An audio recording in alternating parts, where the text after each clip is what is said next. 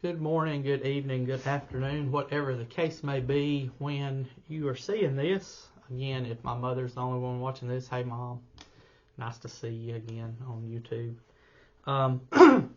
But as I have said, the last time I posted a link to some of the videos that we had gone through, I think 5 or 6 videos with the topic of being bold. And I felt like the Lord was moving us away from that. Don't really have a topic, so to say, that we're going to look at for the next few videos or anything. So it may just be individual videos that are devotional Bible studies, whatnot. But had this thought today. If you don't have a church home, I invite you to Victory Bible Church at 140 Saratoga Street in Albertville, Alabama. Sunday school at 10. Church worship service at 11. Wednesday nights are 6:30.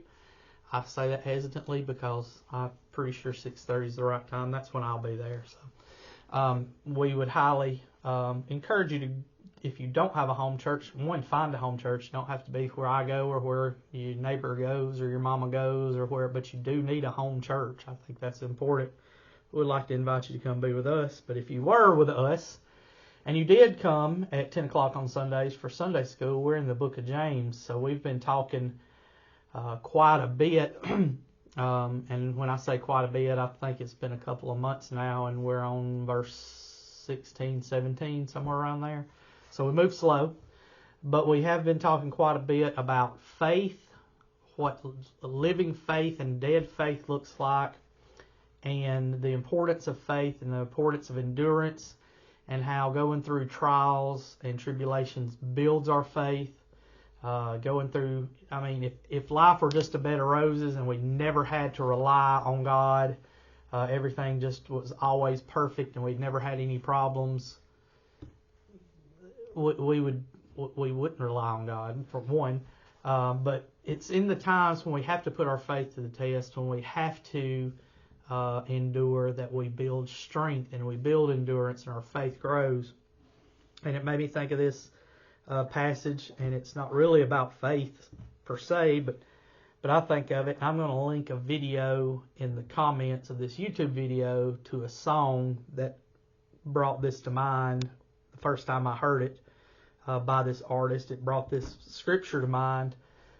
It's not a gospel song, but it's going to be in there if you want to go look at the song, because I really enjoy the version of it. But anyway, in 1 Kings chapter 18, we read, there was chapter 18 is, we've got the showdown between Elijah and the prophets of Baal.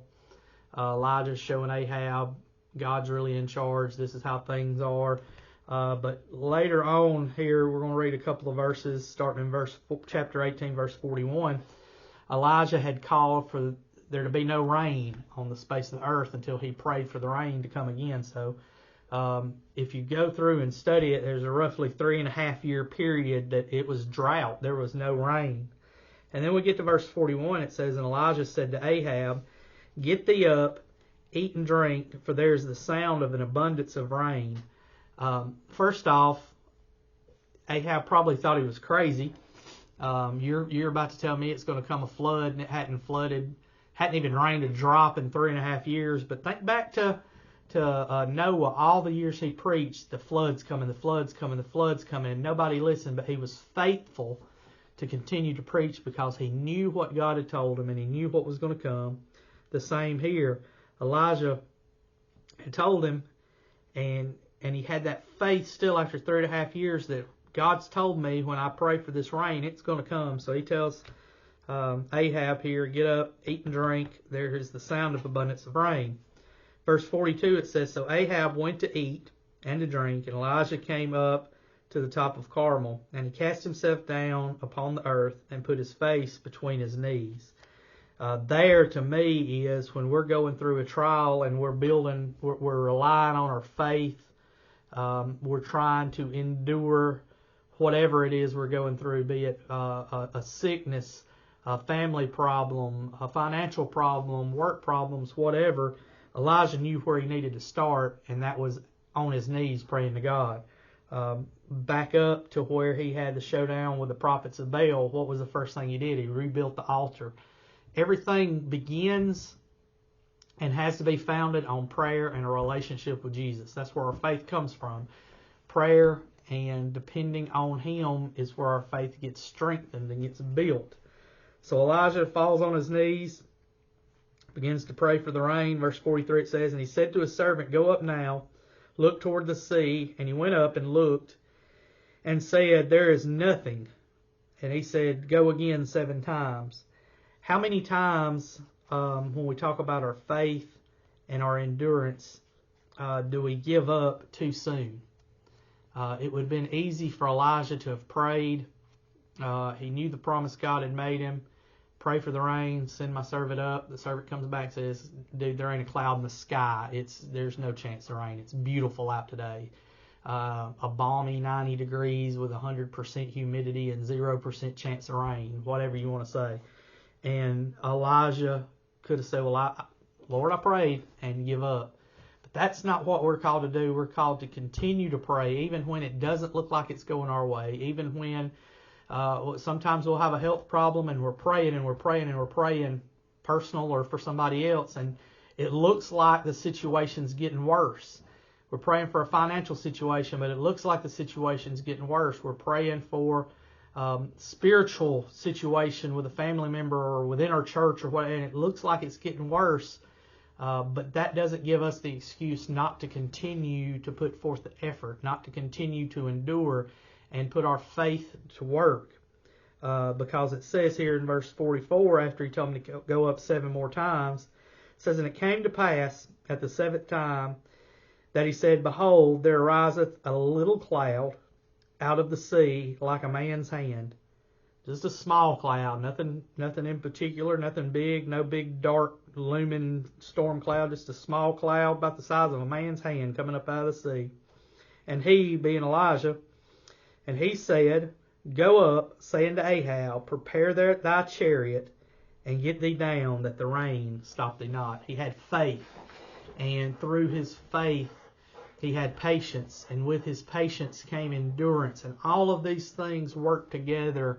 Talking about the parts of the fruits of the Spirit, and I heard one person say it actually doesn't say fruits of the Spirit, it says fruit. There's one fruit, but there's all these different things that make it up.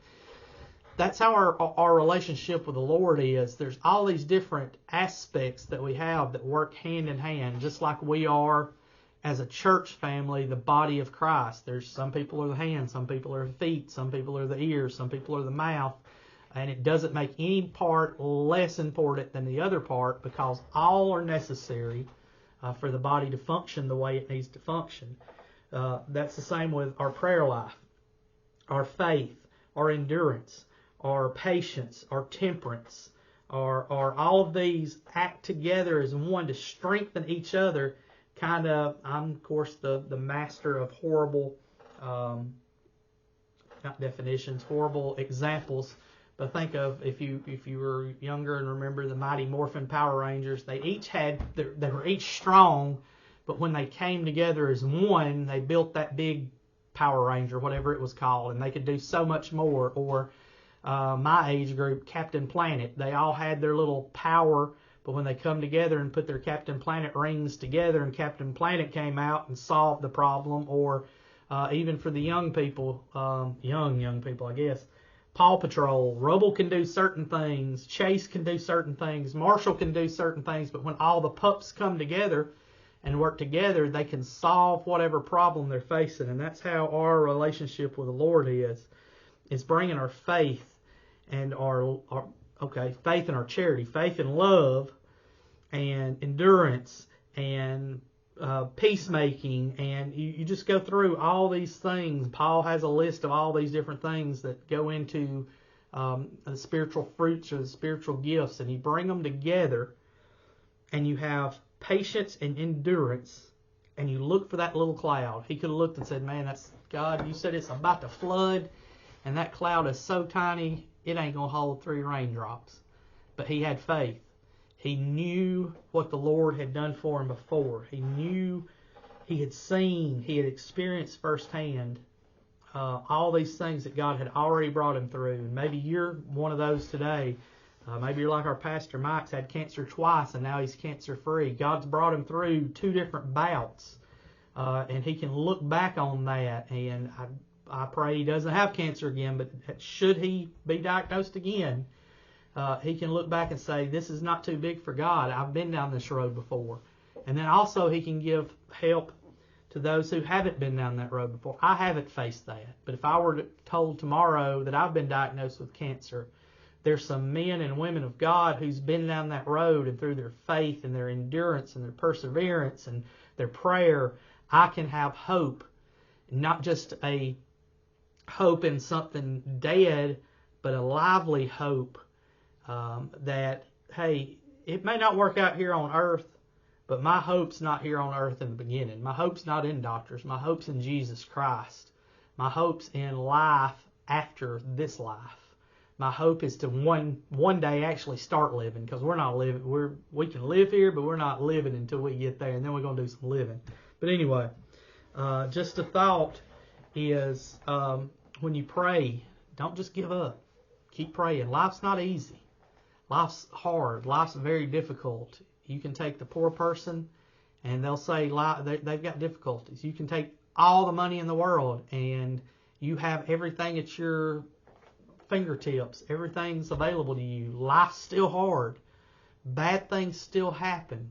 Disease still comes. Death still comes. We live in a fallen creation, but it's our faith. It's our endurance.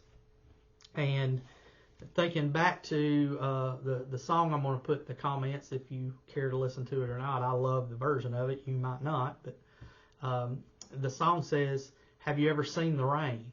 Sometimes it takes looking back on the cloudy days and the storms and the rain that God's brought me through when it starts going bad again. Maybe I'm up on the mountain right now, but I see the valley coming ahead, or something just slaps me in the face like that and the rain's come. Have you ever seen the rain? Yes, I have. And God's brought me through the rain. Have I got wet in the rain? Yes, I have. But God brought me through the rain. Was sometimes it a cold rain? Yes, it was. But God brought me through the rain.